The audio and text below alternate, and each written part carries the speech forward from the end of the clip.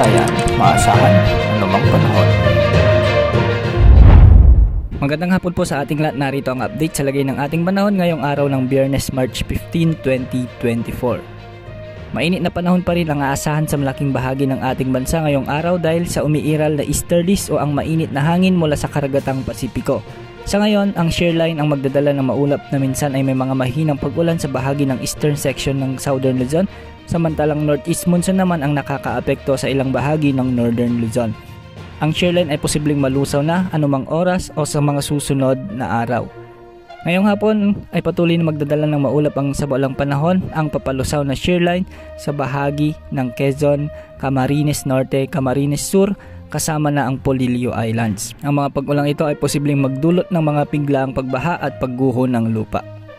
Samantala, posibleng mawala ng shear line ngayong araw at mapapalitan na ito ng easterlies.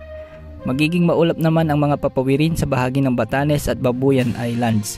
Sa Ilocos Region, sa may Cordillera Administrative Region, Central Luzon at natitirang bahagi ng Cagayan Valley, asahan naman ang maaliwalas na panahon na minsan ay may mga kalat-kalat na pag-ulan dulot ng amihan.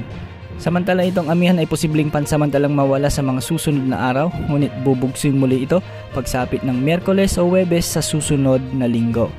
Sa Metro Manila, natitirang bahagi ng Luzon ay magiging maaliwalas pa rin ang panahon at posibleng pumalo sa 38 degrees Celsius ang mararamdamang heat index.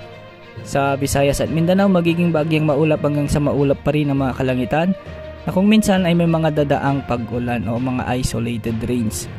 Ngayong araw, asahan na magiging mainit ang panahon at posibleng pumalo sa 40 degrees Celsius ang maitatalang heat index sa may Baybay City, Cotabato City, Dumangas Iloilo, Masbate City at Catbalogan City. Wala naman tayong inaasahang anumang sama ng panahon gaya ng LPA at bagyo na posibleng makaapekto sa ating bansa sa susunod na 3 hanggang 5 araw. Wala ring gale warning kaya malayong makakapamalaot ang lahat ng uri ng sasakyang pandagat sa mga karagatang sakop ng ating bansa. Yan ang update sa lagay ng ating panahon. Ito po ang weather update ng bayan. Maasahan anumang panahon.